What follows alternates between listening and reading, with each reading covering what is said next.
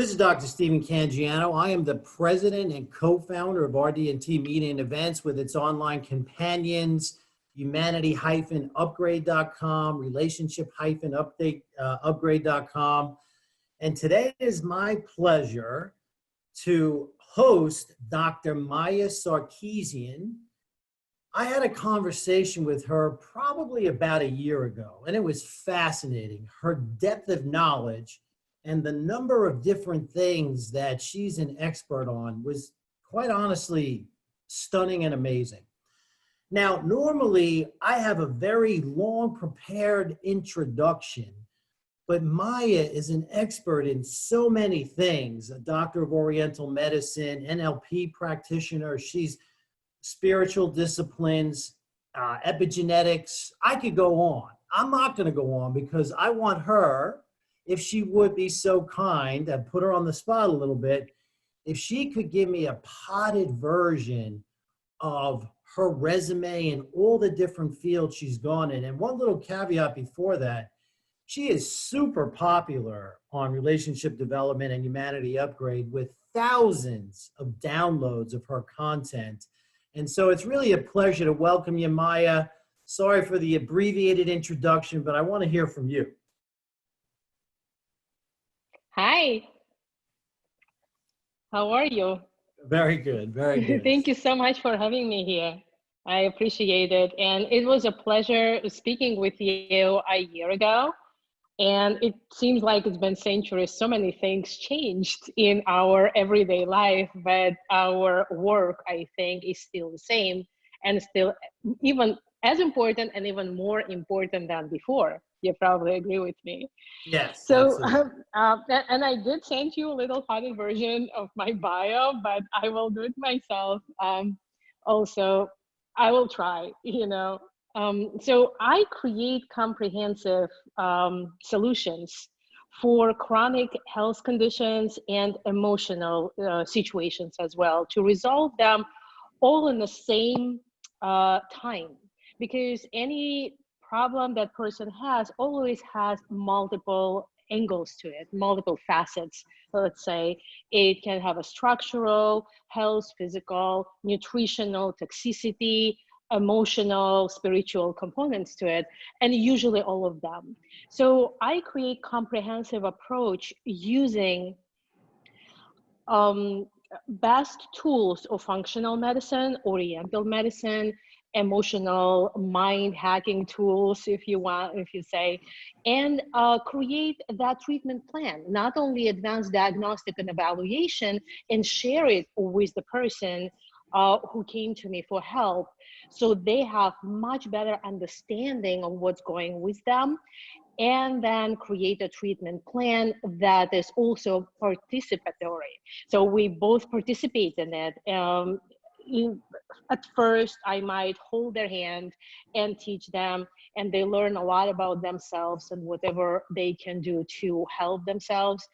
And then they are much better equipped to do it on their own. So I like that, empowering people. Yeah, again, your background is phenomenal, and I hope a lot of the expertise that you have comes out as we speak. But as I'm listening to you, it's crucial. Basically there's these mental, emotional, and physical stressors. The environment we live in has become so toxic and so dissociated from the environment that we evolved in. Somebody comes in your office and they complain, let's say, of a weight problem, but it's probably not just a weight problem. How do you approach and how do you use the different modalities that you're an expert at? Oriental medicine, acupuncture, NLP, on and on, epigenetics, all these things. How do you approach somebody, and how do you get them to create this new healthy life that you want them to? It requires vision from my part to actually see this person as a person, not as a problem. I think one of the worst things that the modern contemporary, a lot of doctors in medicine do, they look at the person as a problem that they come to them with. important to look at a person as a person. So if somebody comes to me and with the weight loss goal, so to speak, my first question is, why do you want to lose weight? And very often, they don't know what to say, because they say, oh, because it's for my health or for something. And then I dig deeper. And when I dig deeper, I understand values of this person, their belief system, values, their view to the world. What is their view about everything that's going on around them? Because in my expertise, it's not outside of you, and it's not only inside of you. You are creating your own reality every time, every second. So if we want to achieve something, we gotta not only change ourselves, we also gotta change environment around us to support us. Now, sometimes people think, well, it's impossible to do because this is my circumstances. But the moment we start changing our perception of the world, our worldview, our belief system, thinking about what's most important for us in terms of the core values, the world around us changes. So if somebody comes to me and wants to lose weight, so I ask them, why do you want to lose weight? And they think about it, and stuff starts coming out. Maybe they want to do it because they want to be more attractive. Maybe they have problem with their health. Maybe they have this belief system, if they lose weight, they're going to be happy. And this is the moment where I start hooking onto that. And I'm like, oh, okay, so you want to be happy. How else can we do that? Because in my experience, when people forget about sort of get detached to the outcome and get attached to more what's under it, then success comes easier. So that's what I do. And then when I figure out what is the most important aspects for this person, then I can start creating a treatment plan. Now that happens very quickly, by the way. I just talked for 15 minutes, and it's about happens for 15 minutes. And then I evaluate what needs to be done. Is it a physical thing? Maybe we should run some functional medicine tests. Maybe it's a hormonal issue. Maybe it's a thyroid issue. And I usually can evaluate pretty quickly of what it can be based on my questions to that person. And then also about their emotional state. What's going on with them? What's going on in their lives? Are they happy? How about their relationships? So all of that is very important. Maybe their genetics has something to do with it as well. So I create a diagnostic plan and then treatment plan, and then we discuss what we're going to do further. Beautiful, beautiful. So if you had to say, and obviously it's difficult to make generalizations, but what are most people in society dealing with in this day and age? What's the highest leverage point for you? The mental, emotional, spiritual, or physical? Where do you typically start? I know you start where the patient is and move them forward, but where do you typically find the best leverage when you're doing this type of work? Leverage in terms of like for instance, physical. Do you do a detox? Physical detox? Do you do, you know, where do you typically start? And I realize it's different for everyone. Oh, well, but no, you're correct. You're correct. There are common themes that are happening right now, and I would say that is a toxicity, and not only environmental toxicity, but also emotional and social toxicity. People are confused. They're overwhelmed with information that comes to them from all sorts of media and people's opinions, because people listen to media, they listen to TV and take it for face value, but really what they are hearing is somebody else's opinion. And there are so many opinions, it starts cluttering their mind. And then they don't even know what they think. That's very kind of a dangerous thing to have, especially if somebody is more gullible or more naive. And they come to me with all sorts of belief systems that are not even theirs. And then we have to dig deep and find out how to get rid of this toxicity. Now, physical toxicity, very important too, as you know, too, as a expert in the field, that there are nutritional toxicity, environmental toxicity that's happening all the time. And it's important to customize lifestyle based on that to find out what is exactly, maybe it's heavy metals, maybe it's a yeast, candida, fungus, mold, whatever it is, and toxic thoughts, toxic relationships, a lot of toxic relationships right now that people go through. And when people are in a constant stress, it's a chronic stress, it's really hard to deal with physical issues, because the moment you are in a constant stress and you're taxing your adrenals, get in a fatigue, cannot sleep, all the neurotransmitters are imbalanced, there is serotonin is floored, dopamine is floored. How can people deal with the physical issues like that, live alone success? So that's very important to start figuring out the sources of toxicity and dealing with them first. That I love your answer, because you started with the information, and that is like in the preamble to our conversation, we talked about this quote unquote toxicity in the digital age, or this modern society, or even in COVID-19 and all the misinformation.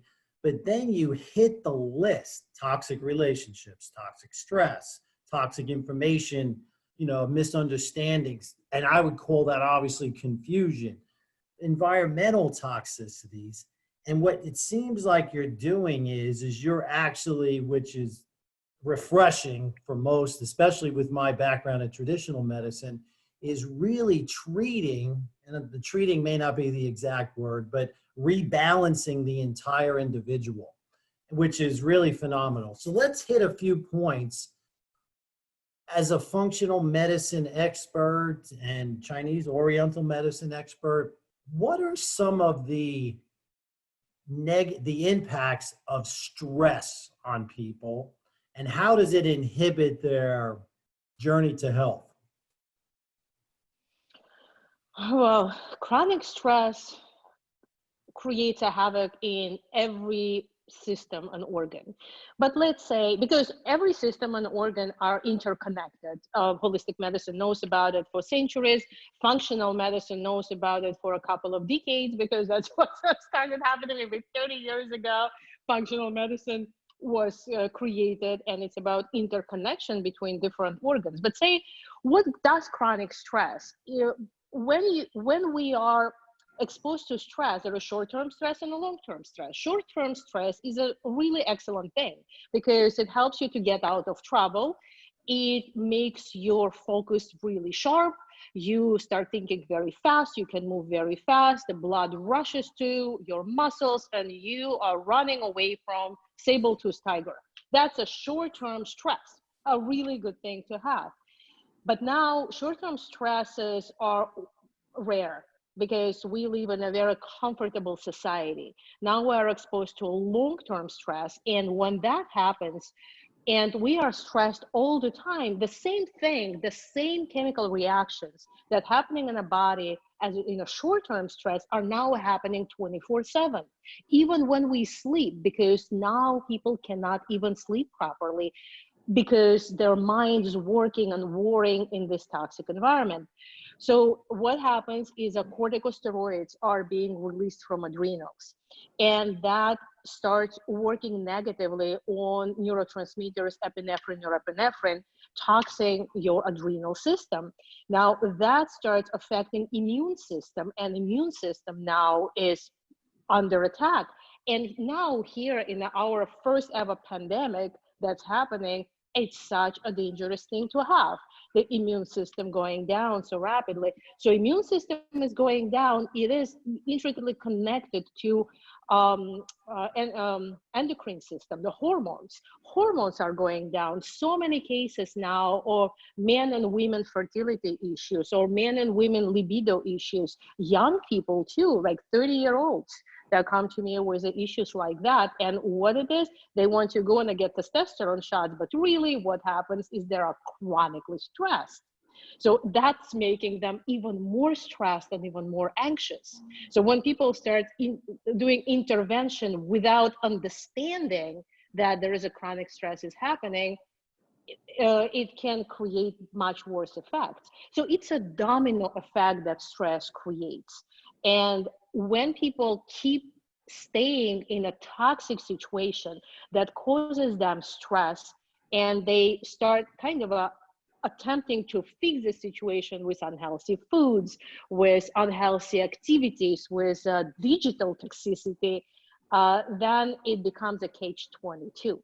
So that's pretty much it. That I have to say, that was one of the best overviews of stress's effect on the body I've heard. And you put that in a 2-minute, which was phenomenal.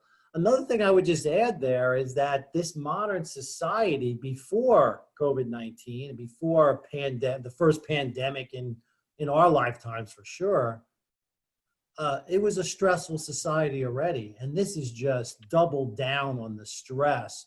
And another thing, and I'm curious,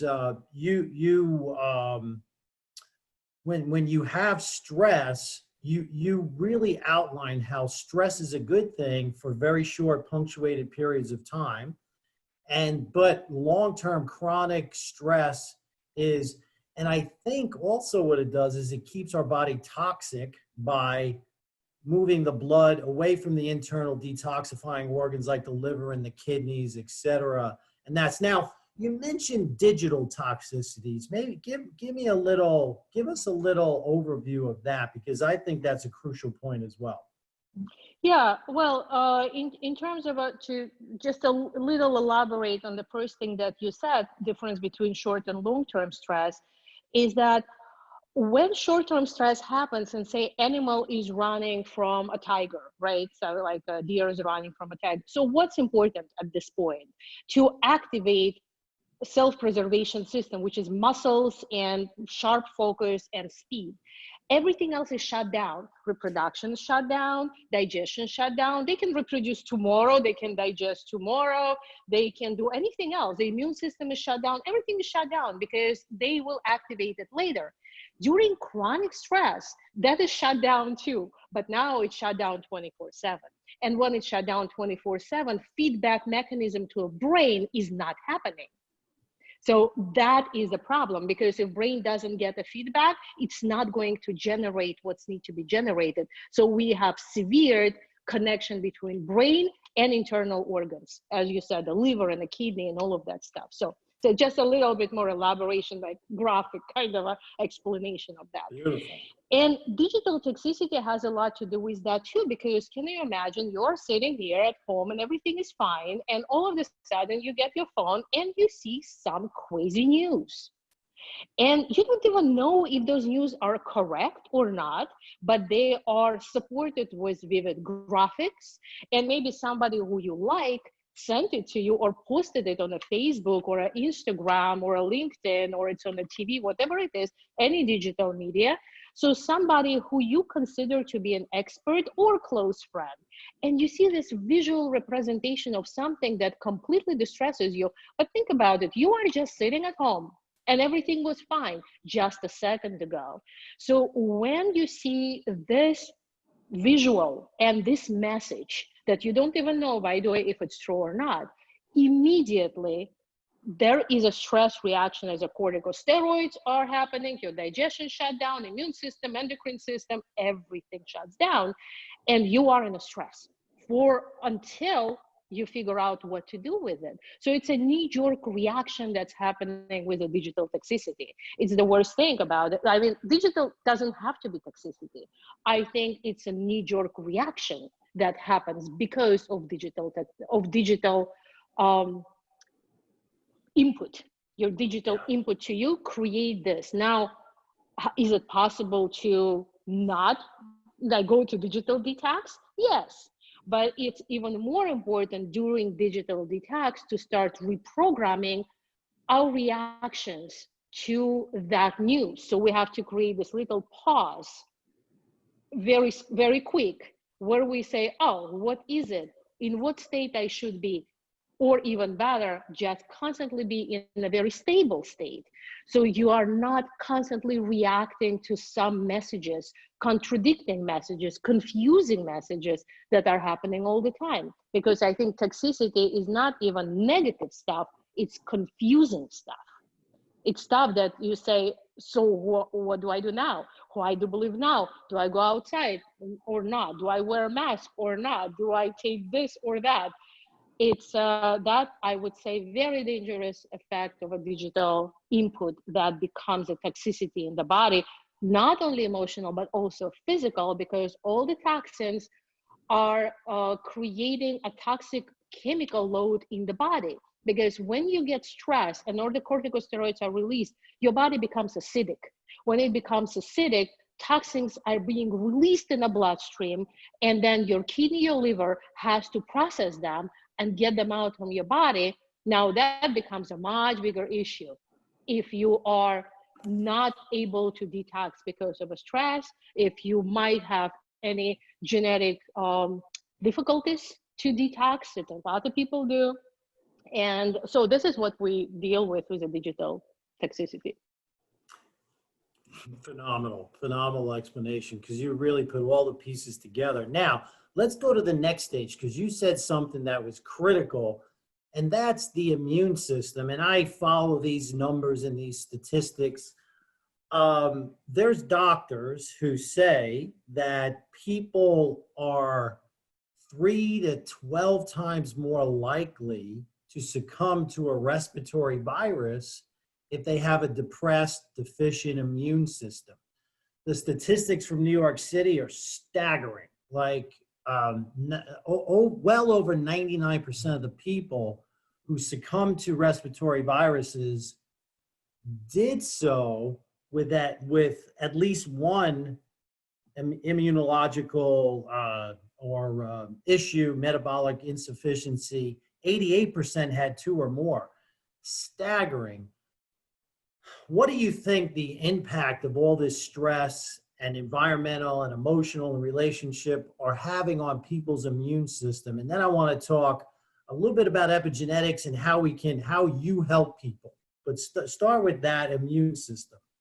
Well, I work with a lot of people with autoimmune conditions, because autoimmune conditions are also called the psychosomatic conditions, because the immune system is just confused, and there is always a reason why it's confused. And yes, I've been following that as you about the immune system problems and people really having issue with this virus killing them if they have an immune system issue. And again, of course, it's a stress, but it's a combination of everything that's suppressing the immune system. One of the main and the most available things to improve immune system is nutrition, of course. It's a nutrition and also a daily lifestyle. Like, what do you do during the day that will it will either suppress immune system or it will improve immune system. So anything that we do will either make us better or make us worse. There is no status quo. Body doesn't work like that. There is no body that like stays completely completely leveled. It's gonna get either worse or better. So when I make choices for myself, help my patients to make their own choices, I will say, okay, so think about it, get educated on the subject of your nutrition and your lifestyle. Is it going to get you better or is it going to get you worse? And it always starts with the immune system, because the more toxicity is in our body, the worse immune system is going to be, because it's hard. I mean, your immune system, really what it is that people don't know, it's not some sort of a cloud around you, Immune system on a physical level is your white blood cells, your T cells. And they are working in a body like army or a police, that they figure out like something is happening with the body, there's a foreign invasion like a virus, and it triggers the immune system. There are messenger cells, they rush into the like your spleen and all over your body, and saying, hey, this is like a foreigner invasion. We have to figure out what to do. And T cells go there and start fight, and they kill the foreign invaders. With viruses, a little bit difficult because viruses are smart and they mutate, and they usually stay in our body suppressed. So once you had a virus, the signature is always there. And this is why some, vaccinations introduced and so on. So if the immune system is busy, if these T cells are busy with dealing with the chronic inflammation that is happening because of incorrect food constantly irritating intestines, or there is some sort of inflammation going on that cannot just finish because of the life choices of the person, nutritional choices, the immune system is busy. It's doing something else. And then foreign invader comes in the form of a deadly virus, and there is not enough people. It's like there is a war going on and you send 10 people to, in your army. It's just not going to happen. So if somebody has a chronic inflammation going on in their body, which is, by the way, possible to diagnose, evaluate, and treat before it's too late. It doesn't have to be, the person doesn't have to be in fever or something like this to know there's a chronic inflammation. Things like headaches, a little acid reflux, insomnia, a little bit of a constipation, they're all, and many more, it's all indication of a chronic inflammation, of a leaky gut, or something else that can have, like food sensitivities create that as well. So when we indicate that, find out and treat it, immune system always recovers, always goes up, and we become resistant to disease that come from externally. So kind of clean up your own house and then think about cleaning the street, right? Yeah, So, we're totally on the same page. Another way to say this is that modern society has an inordinate amount of immune stressors and toxicities, and it's overwhelming the immune system. And this virus is just showing us how susceptible some people's immune system is. Okay, beautiful. You talked about genetic vulnerabilities, and I think that's also important because nobody gets off the planet free. And what some people have is they have some vulnerabilities. And I know you've worked that into your holistic approach to health. Why don't you give us some insight on what you do in that regard? Yeah, genetics is one of the things that I absolutely love. I even went to Stanford University and I got a genetic consultant certification. It took me 3 years. It was very difficult, but gave me a very unique information and input from credible scientific sources. So there are so many genes that we have. It's basically a programming. We are pre-programmed for our life. However, first of all, we don't know many of those genes yet. And there are rare genetic diseases like a Huntington or something else, or like a rare cancer, BRCA and all of that. So that is a separate issue. What I like to do, and I like to educate people, is about functional genetics. It's a nutrigenetics and epigenetics. There are certain gene combinations in our every cell of our body that will affect the way we process foods that we eat, air we breathe, water we drink. So anything that we are taking in, how it will process inside and create our biological function. So there are genes that help us to detox from heavy metals. Like you eat a lot of tuna and there are mercury in the tuna, will it stay with you or it will be detoxed? There are combination of genes that important of how your body is processing, creating and processing insulin in a reaction to sugar we eat. How we are processing fats, saturated fats, polyunsaturated fats, monounsaturated fats, how our physical sport abilities, our exercise abilities, are how can we lose weight, with what we can lose weight, how our vitamins are synthesized, how vitamins from the food are processed in our body, how our liver detoxification, kidney detoxification are happening. So all of that is dictated by our genetic code. Now, the problem happens is that genetics are becoming sometimes, how to say that, changed. They change in unhealthy way. So there are faults in our genetic code. Because genetic code doesn't change during our lifetime. The moment we're born, we have the same set of genes to the moment we die. So it does not evolve over our lifetime. And then we pass this genetic to our children, and there is another 100 years that is not going to change. Now, this is a problem. Now we have so much toxicity in our world that genetic code that we got passed on from a natural world is not equipped to deal with that onslaught of whatever it is going now with the chemical, hormone, antibiotic, heavy metals, gases, and all of that, for us to process properly, unless we have stellar genetics, which I haven't seen yet in my patient's genetic reports. So it means that if somebody cannot detox properly, like liver detoxification properly, then if they eat commercially raised meat, commercial foods, prepackaged foods, preservatives, and all of that, they drink water without filtering it, and then they just eat regular food, and they cannot assimilate everything from that because they don't have genetics modified for that. And there are ways to actually deal with that. You don't have to be doomed, sort of to speak. There are ways that I developed ways. Before we get into the solution, I really want to emphasize many of the things you just said, because I think they're critically important. I mean, and a beautiful explanation. You know, and we also study epigenetics here, and you know, a lot of things we do, and that's why your articles are so popular, because you actually have that as a part of what you do, which is phenomenal. Basically, you said it perfectly.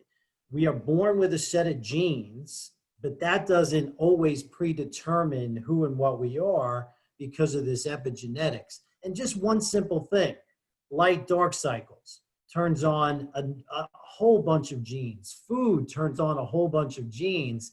And I think, correct me if I'm wrong, because I want to get to toxicities, turn on and off certain genes that is in an unnatural way. Is that a part of what you were saying there? Yes, absolutely. There are genes that are turn other genes on and off, and we can find out what they are and how they work and how to bypass that. Yes. It's kind of that's what I call biohacking. Yeah, and that's beautiful. And then I really want to emphasize another thing you said. We live in a society now which is unnatural in terms of an abundance and overabundance of high calorie, low nutrition, addictive food. And that has an epigenetic influence as well. That's a lot. Tell us how and what you do to help somebody who is having these epigenetic impacts. Well, if I have the genetic report of a person and I know what health issue the person goes through, this is like scenario number one. There are multiple scenarios. So if a person already comes to me with a certain situation, certain condition, and I have the genetic report, like I send the genetic report, I get it back, it's a nutrition and all of that. My report is about 160 more parameters. So I can correlate what is going on in their genetic makeup with what is going on in their chronic condition. Now, this scenario is the worst case scenario because it's kind of late in the game. And then I have to get them out of trouble with other tests perhaps and other treatment plans, and then how they stay out of trouble. So get them out of trouble, how they stay out of trouble, and then create a lifestyle based on this genetic report. So that is a worst case scenario, but that happens often. The best case scenario is to do it with kids, because kids didn't have a chance to develop that yet. And also with athletes, because they're just like kids, you know, they already live pretty healthy life, and they already train their body in a way that it's a high performance body. So with these two categories, this becomes a little bit more preventative. So say if I see a genetic report with a whole bunch of genes that has to do with the risk for diabetes, which means that the beta cells in the pancreas are not going to work properly, and the insulin production will not happen, and the detoxification of extra insulin from the blood is not going to happen properly. That gives me and the person, because now they see it, you know, it's not just me saying that to them as a generic advice, don't eat sugar. Now I say, you know what, yes, don't eat sugar, but for you especially, you just don't eat sugar. You Right. eat only very specific healthy things, maybe fruits. So I can customize that.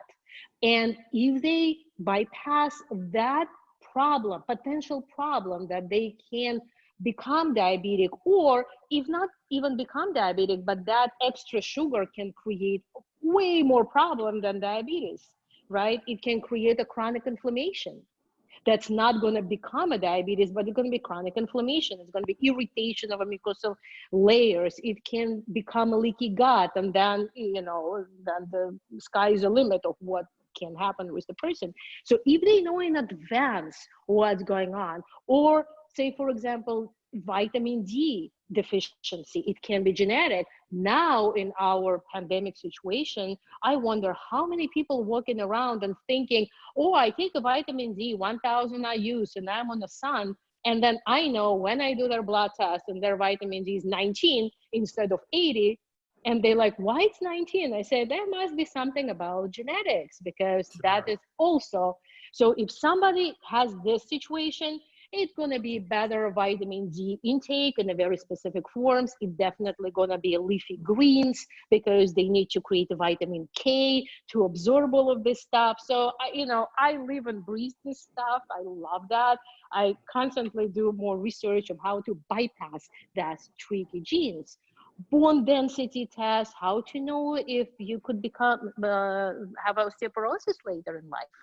Maybe you need to include foods more in calcium, that not necessarily dairy products, but other plant-based products. I'm all for plant-based diet. So at Got it. least, you know, mostly plant-based, mostly organic. So there are ways to do it. So there are only like a couple of examples, but there are so many of them. And toxicity, of course, as you know, you are an expert in that. There are genes for toxicity, and how we bypass them. We'll see, look, you have these genes for toxicity. How about you invest in a filter for your water? How about you don't eat food with preservatives, just fresh stuff? How about you don't do hormone replacement therapy with the synthetic hormones, because your liver has to detox it. And look, it can't. You know, it's like 40%, 60% less able than if it would be a healthy genetic code. So those are like just a couple examples. Oh, that was beautiful. I have to say, I meet a lot of physicians, a lot of very intelligent physicians like yourself. But in terms of the broad scope and base of your knowledge and expertise and how you bring it to patients, clients, it is really stunning. It really is stunning. And I really want to say hats off to you. So I want to leave people with something, you know, in terms of well, first of all, we're going to have ways to get in touch with you for sure. Um, uh, do you train other physicians? Do you have interns or externs in your office, or no? I'm just curious, because No, I not tell yet. you, I tell you, you really want to disseminate this information, because it's really, really, really it's so broad-based and broad-scoped, yet you can tell the mental, emotional, physical, spiritual, the whole pieces, the genetics, the epigenetics are all coming together in one place. And so this is really phenomenal. All right. We could go on. I could talk to you for days. What are some final thoughts you want to leave people with? And as I said, we'll have your Dr. Maya clinic. We'll have all the contact information. What would you say to people in this difficult time, in this difficult world to stay healthy? What would you leave them with? I will say be aware of where you are at. To know where to go is a good thing, to have your goals. However, knowing where you are at this moment, what's your physical condition, what's your emotional condition, what are your challenges right now, is very important to know what you need to do to get where you want to go.